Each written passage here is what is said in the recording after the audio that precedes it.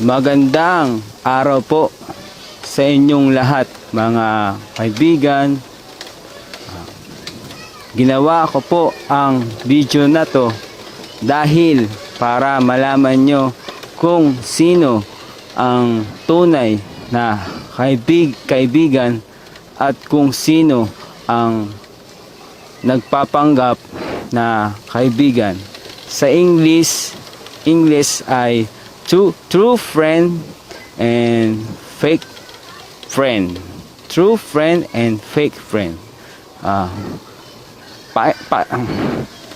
Pakinggan nyo po ito dahil malalaman nyo, matututunan nyo kung paano malalaman ang tunay na kaibigan at nagpapanggap na kaibigan.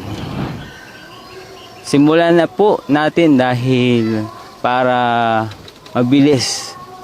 Ang una pong sign na meron kang true friend, ang unang sign na meron kang tunay na kaibigan, pag masaya ka, pag nakikita kanyang masaya din po siya. Yan po ang tunay na kaibigan. Masaya po siya dahil isa po siyang true friend. Sa kabila naman po, ang fake friend ang nagpapanggap. Pag nakikita po niyang masaya ka, ang fake friend po ay naaasar. Hindi po siya natutuwa.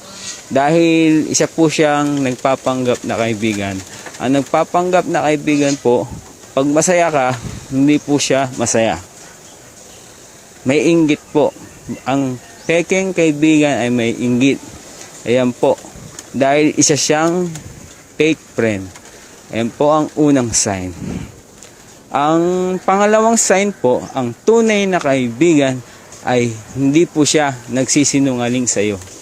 Ang tunay na kaibigan ay laging ang sinasabi sa iyo ay katotohanan. Dahil siya ay tunay na kaibigan. Ang peking kaibigan po, lagi po siya nagsisinungaling sa iyo.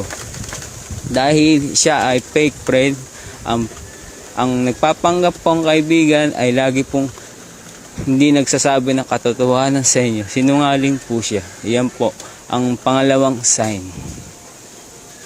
Ang third sign po ay ang tunay na kaibigan ay sa oras ng kagipitan nandyan siya, handang tumulong, hindi ka iiwanan kasi dahil po isa siyang tunay na kaibigan.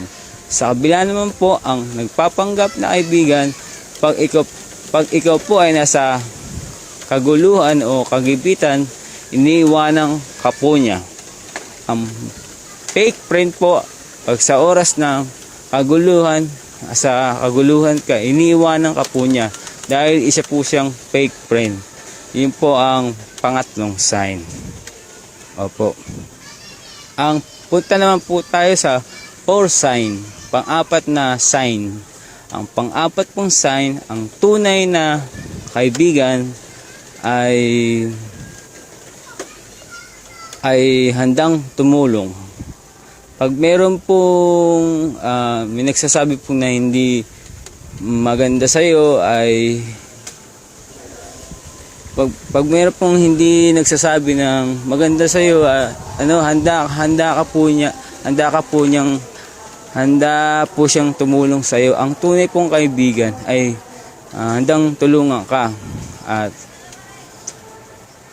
pag may nagsasabi sa iyo ng masama, ang tunay na kaibigan ay lagi nandyan, handang tumulong dahil isa siyang true friend.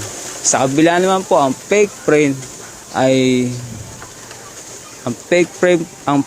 po ang nagpapanggap. Pag meron po nagsasabi sa iyong hindi maganda, agree siya, sumasang-ayon siya at ginagatungan pa po niya. Pag meron pong nagsasabi sa inyong hindi maganda, ang peking kaibigan po ay nandyan at ginagatungan pa po niya ang nagsasabi sa inyo ng hindi maganda.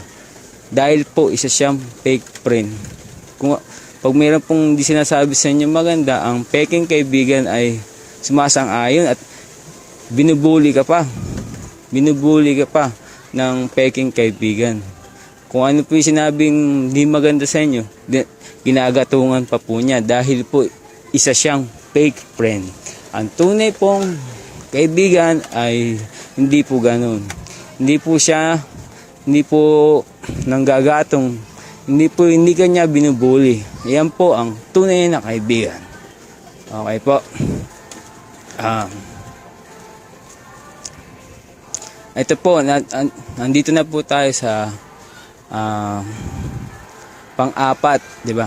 Punta naman po tayo sa panglimang sign. Ang panglimang sign po, ang tunay na kaibigan ay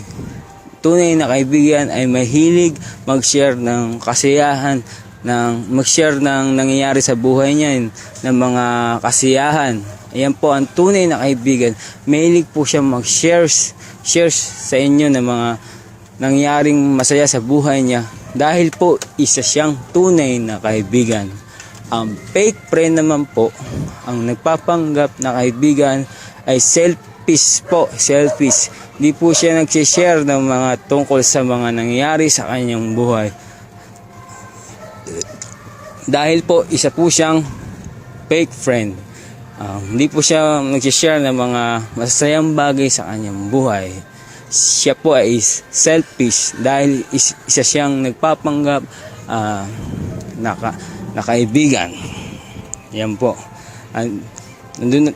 Pupunta naman po tayo sa 6 na sign. Ang pang-6 na sign po, ang tunay na kaibigan ay pag naagawa siya ng hindi maganda sa iyo ay nagsosorry siya kaagad. Nagsosorry po dahil isa siyang tunay na kaibigan. Ang tunay na kaibigan ay naghihingi agad ng tawad pag may nagagawa siyang pagkakamali sa iyo. Yan po ang tunay na kaibigan. Ang nagpapanggap na kaibigan ay hindi po siya humihingi ng patawad sa kanya. Sa iyo. Hindi po siya marunong mag-sorry sa inyo. Kasi po dahil isa siyang nagpapanggap na kaibigan. Ang nagpapanggap pong kaibigan ay hindi marunong mag-sorry sa inyo pag may nagagawang masama sa inyo. Kasi dahil po nagpapanggap siya. Ang tunay na kaibigan ay pag may nagagawang mali sa inyo ay nagsasorry ka agad. Ayan po. Ayan po ang pumunta naman po tayo sa 7 sign. Ang pampitong sign. Ang pampitong sign na tunay na kaibigan. Ang tunay na kaibigan ay masayang nag-i-enjoy siyang kasama ka. Ang tunay na kaibigan po ay nag-i-enjoy pag magkasama po kayo. Dahil isa po siyang tunay na kaibigan. Yan po ang tunay na kaibigan. Masaya siyang kasama ka.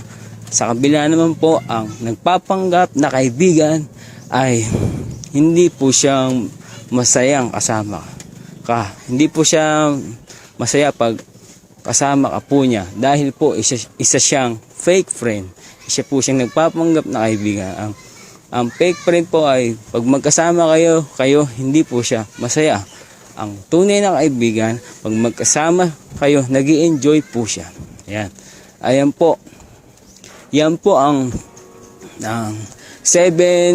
sign kung paano nyo malalaman ang tunay na kaibigan sa nagpapanggap na kaibigan. Yan po ang 7 sign kung paano nyo malalaman ang tunay sa peking kaibigan. Sana po ay pinakinggan nyo po ito dahil marami po talaga kayo matututunan sa video na to. Maraming salamat po sa mga nakinig dahil natutuwa po ako pagka pinapakinggan nyo ang